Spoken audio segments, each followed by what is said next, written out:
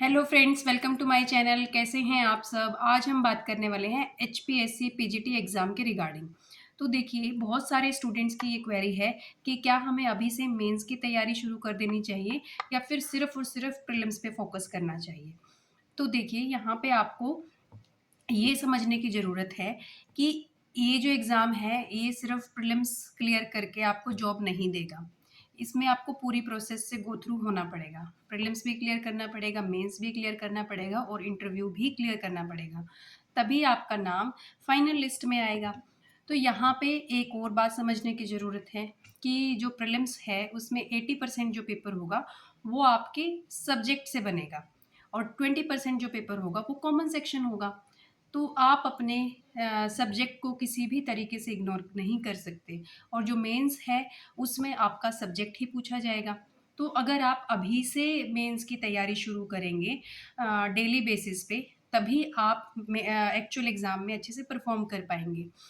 क्योंकि खाली प्रीलिम्स को टारगेट करने से आपको कुछ भी फ़ायदा नहीं होगा। जिसने क्लियर नहीं किया और अगर आपका क्लियर होने के बाद आप मेंस में नहीं क्लियर कर पाए, तब दोनों बराबर ही हो जाओगे। तो इसीलिए आपको अभी से मेंस पे भी फ़ोकस करना है, डेली बेसिस पे कुछ प्रैक्टिस भी करनी है क्वेश्चंस की। क्योंकि जो सब्जेक्टिव पेपर होता है, उसकी तैयारी आप 1 महीने में या 1 हफ्ते में नहीं कर सकते। उसकी तैयारी के लिए आपको थोड़ा लंबा टाइम चाहिए होता है क्योंकि जो स्टूडेंट कॉम्पिटिशन की तैयारी कर रहे हैं, उनका सब्जेक्टिव पेपर लिखने की आदत भी छूटी हुई है क्योंकि टीचिंग एग्ज़ाम्स में सब्जेक्टिव पेपर नहीं पूछा जा रहा और ये एचपीएससी ने अब की बार रूल चेंज कर दिया, तो हमें ये सब्जेक्टिव पेपर को फेस करना पड़ेगा। तो जो राइटिंग प्रैक्टिस है, उसकी हैबिट जल्दी नहीं बन पाती, स्पीड बनने में टाइम लगता है, तो इसीलिए आपको अभी से तैयारी शुरू करनी पड़ेगी। और प्रीलिम्स में आप अपने पहले सब्जेक्ट को ही टारगेट करें क्योंकि अगर कॉमन सेक्शन में कुछ कमी रह गई तो आप वो उस सब्जेक्ट के हेल्प से आप उसको कवर कर सकते हैं।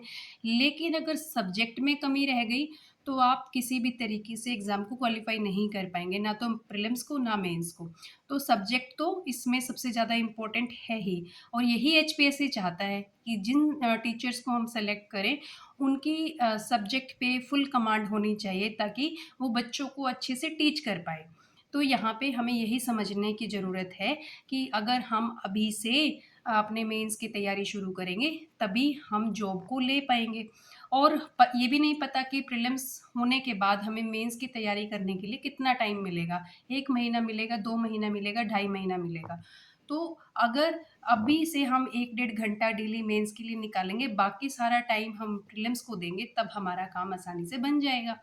और जो प्रीलिम्स में कॉमन सेक्शन है, उससे आप ज़्यादा डरें नहीं क्योंकि उसमें जो डीआई है, मैथ्स है, रीज़निंग है, वो आप नेट के जो प्रीवियस ईयर क्वेश्चन्स हैं, वहाँ से प्रैक्टिस कर लो, सफिशिएंट रहेगा। और टीचिंग एप्टीट्यूड के लिए आप जो केवीएस में बाकी जो टीचिंग एग्ज़ाम्स हैं, उनमें जो टीचिंग एप्टीट्यूड के क्वेश्चन पूछे जाते हैं, वहाँ से आप उसको प्रैक्टिस करें और जो कंसेप्ट समझ में नहीं आता सिर्फ उन कंसेप्ट को टारगेट करें। और हरियाणा जीके के लिए कोई भी पीवाईक्यूज़ वाली बुक आप ले सकते हैं और उसमें से पीवाईक्यूज़ को देखिए कैसे क्वेश्चन हरियाणा में पूछे जाते हैं हरियाणा जीके से, तो आप उनको कवर करो। और बाकी आप ज़्यादा ध्यान डीआई, मैथ्स और रीजनिंग पे दें क्योंकि इनमें क्वेश्चन गलत होने की पॉसिबिलिटी बहुत कम रहती है अगर आपको क्वेश्चन करना आ जाता है किसी टॉपिक से। तो इनको अगर आप डेली बेसिस पे प्रैक्टिस करेंगे तो ये आपको ज़्यादा मार्क्स दिलवा सकते हैं क्योंकि इसमें डाउट नहीं रहता। अगर आपको क्वेश्चन सॉल्व करना आता है तो आप वो कर ही लेते हो।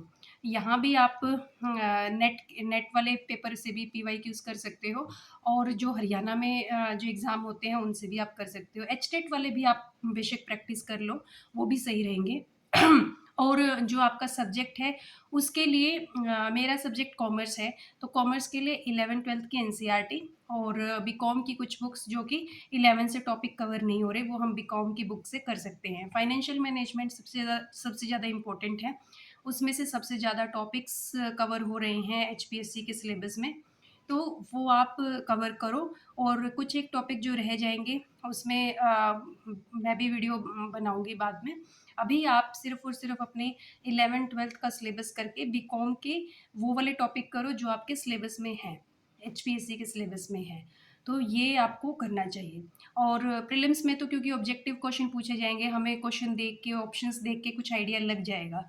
लेकिन जो मेंस में क्वेश्चन पूछा जाएगा उसमें तो हमें उस सारा लिखना पड़ेगा जो हमने लर्न किया है, जो हमारा अभी तक एक्सपीरियंस रहा है हमारे सब्जेक्ट में। हम उसमें एग्ज़ाम्पल भी तभी अच्छे डाल पाएँगे अगर हम उसको ध्यान से पढ़ेंगे। तो आप इधर-उधर की बातों में आके ऐसा ना करें कि आप सिर्फ़ और सिर्फ़ प्रीलिम्स को टारगेट कर रहे हैं। फिर पता चलेगा कि प्रीलिम्स तो हो गया, उसके तो मार्क्स भी नहीं ऐड होंगे फाइनल कट ऑफ के लिए और आप बैठे हो मेंस में और आपको कुछ भी नहीं आ रहा। तो इसीलिए मेरा यही सजेशन है कि आप मेंस की तैयारी अभी से शुरू करें साथ के साथ।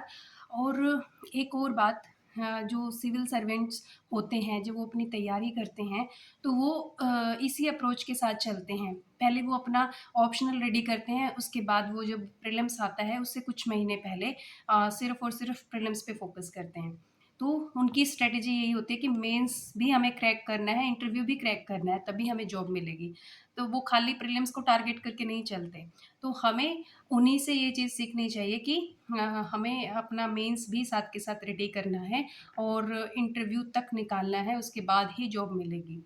तो अगर आपको मेरा सजेशन पसंद आया तो इसमें आप लाइक कर सकते हैं और वीडियो को शेयर करें ताकि ज़्यादा से ज़्यादा लोगों को ये पता चले कि मेंस ज़्यादा इम्पोर्टेंट है प्रीलिम्स के साथ-साथ। और हमारे चैनल को सब्सक्राइब करें हमारे चैनल से जुड़े रहने के लिए। तो थैंक यू वेरी मच।